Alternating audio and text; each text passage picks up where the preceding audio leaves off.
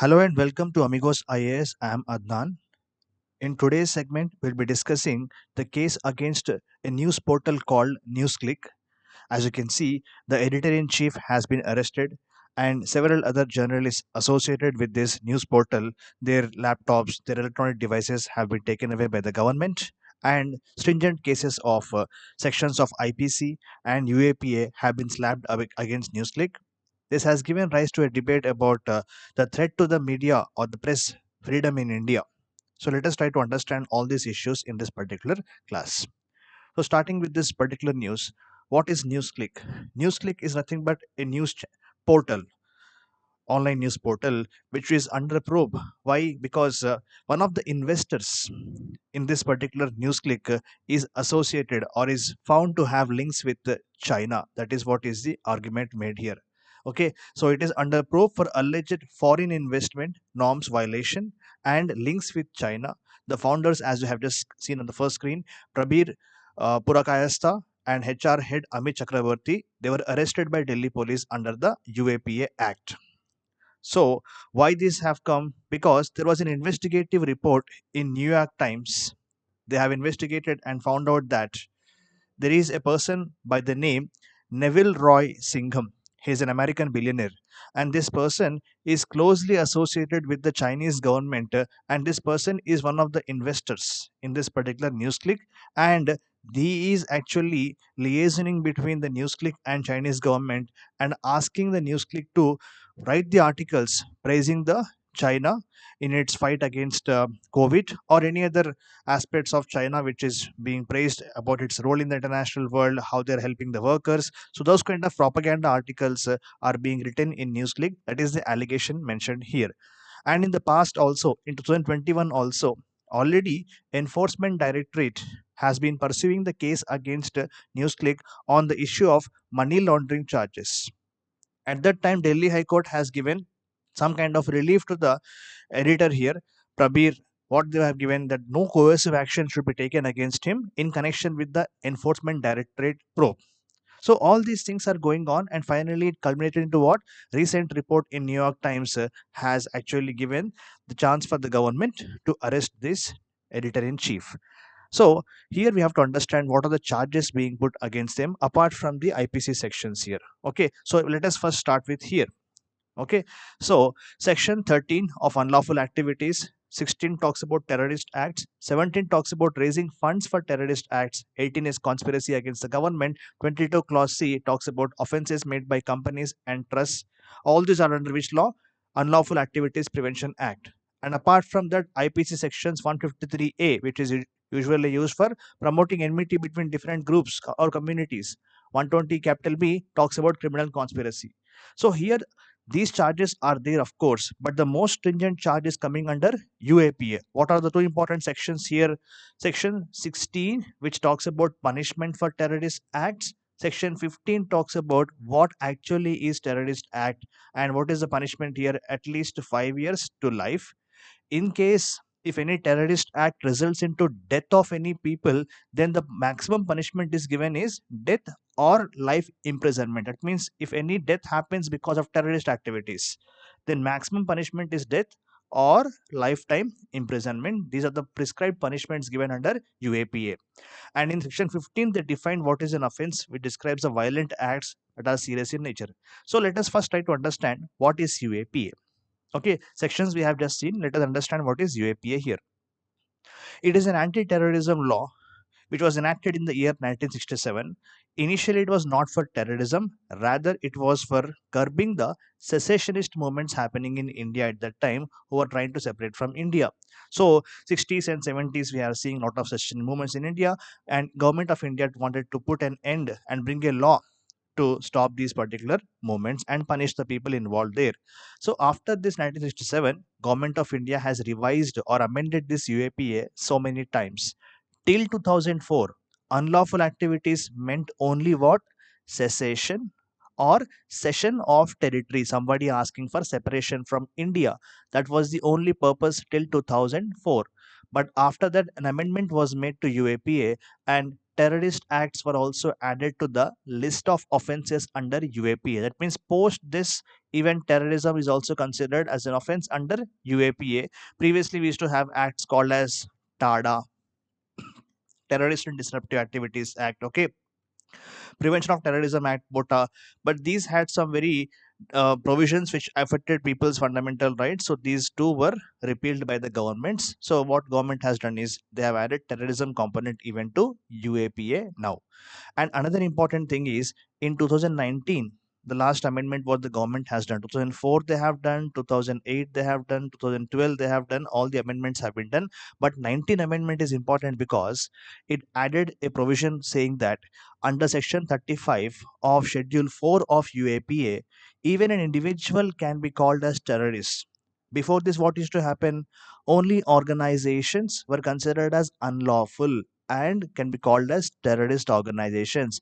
But after 2019, even individuals can be booked under the Section 35 of Schedule 4 of this UAPA. That means individuals, after this, what happens? So many journalists, individuals, activists, and students sometimes, unfortunately, have been booked under UAPA. This gave rise to some kind of abuse of the law.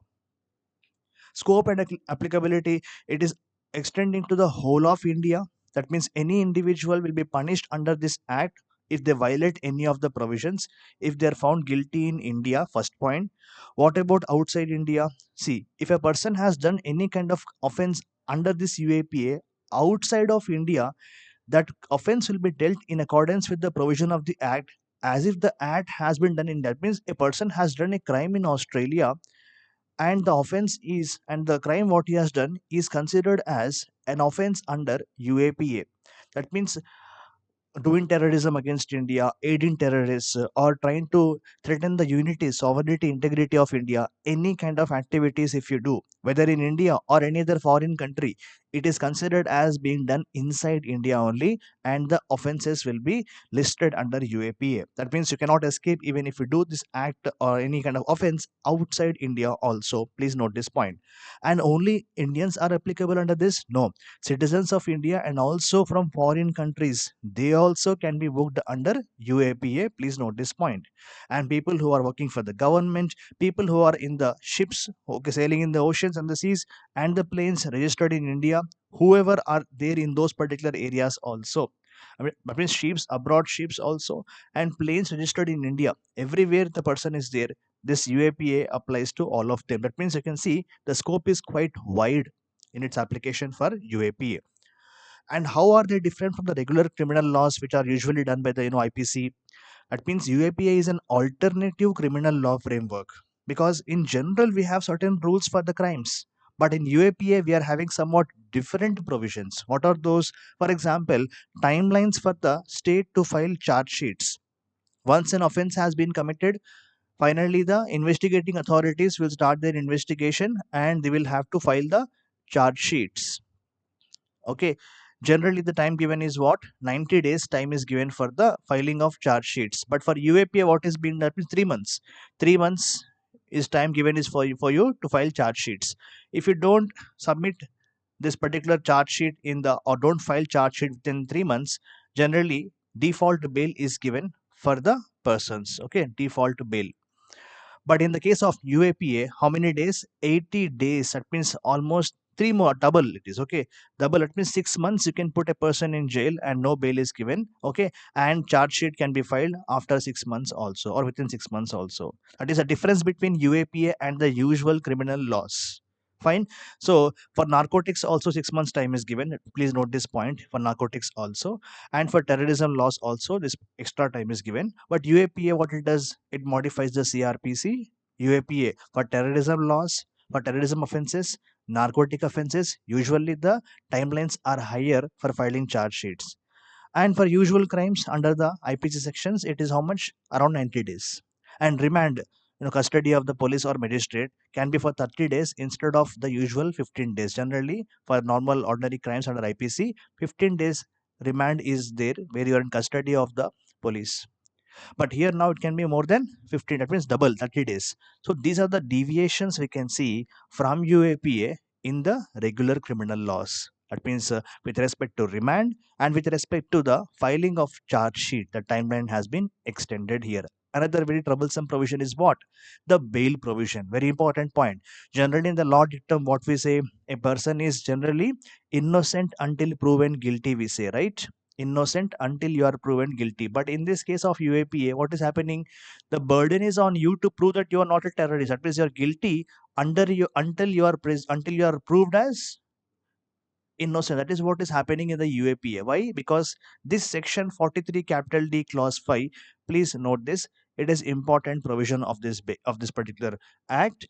Bail cannot be granted to a suspect if the court is having the opinion that there are reasonable grounds to believe that the charges are prima facie at the first sight they are true. That means lack of evidence, even if there is no evidence to prove that you have committed the crime, what happens? Prima facie, on the face of it, if the court is convinced that there are sufficient reasonable grounds that you should be detained, then the court will not issue the bail.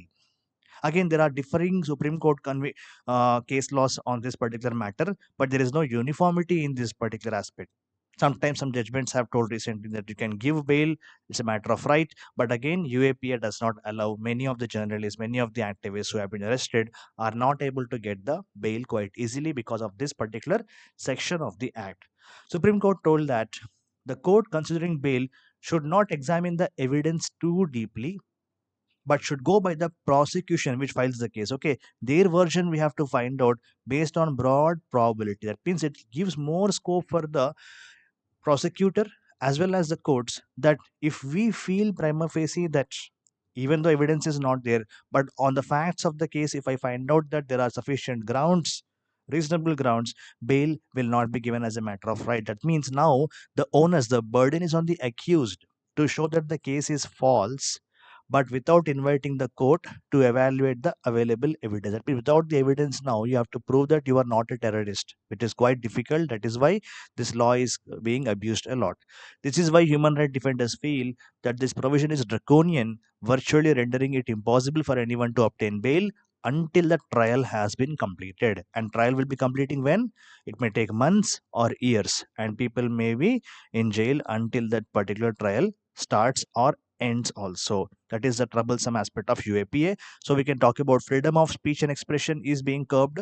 Okay, many times what happens is freedom of speech. Why? Because this UAPA also enables, even if a person is aiding the terrorist also can be arrested and put in jail for 10 years. For example, if you are fighting on behalf of the downtrodden sections, government may say that you are aiding terrorism for the Naxals and they can put you in jail for 10 years. That means many of the times activists have been arrested for false reasons and put under UAPA. So in general, the raison d'etre, that means the law is good for the sake of curbing terrorism and for separatism in India, but the misuse of the law is very much in news. That is what is the problem with the UAPA. Another aspect is this particular UAPA filing on the first time we have seen in India for a media, a complete media organization and a news editor has been slapped with UAPA. So questions are coming that really are there sufficient grounds for a person to be arrested on UAPA for for a news channel or a news portal? That is also a question has been coming recently, especially when India's rank in the World Press Freedom Index is 161 out of 180 countries as given by Reporters Without Borders. Okay, so India's press freedom ranks also is very less. So many journalists have been targeted recently. But of course, sovereignty, unity, integrity of India is important. But there's also something as due process also is very important for us to understand. And also to understand that UAPA has some troublesome provisions which the judiciary has to rectify so as to allow sufficient freedom for the people to appeal also and not languish in jail until the case has been heard or brought to its logical conclusion. So that is the topic for today. And let us see the question. Okay, so I forgot to write here with respect to UAPA. So the act is not applicable if the offense is committed outside India.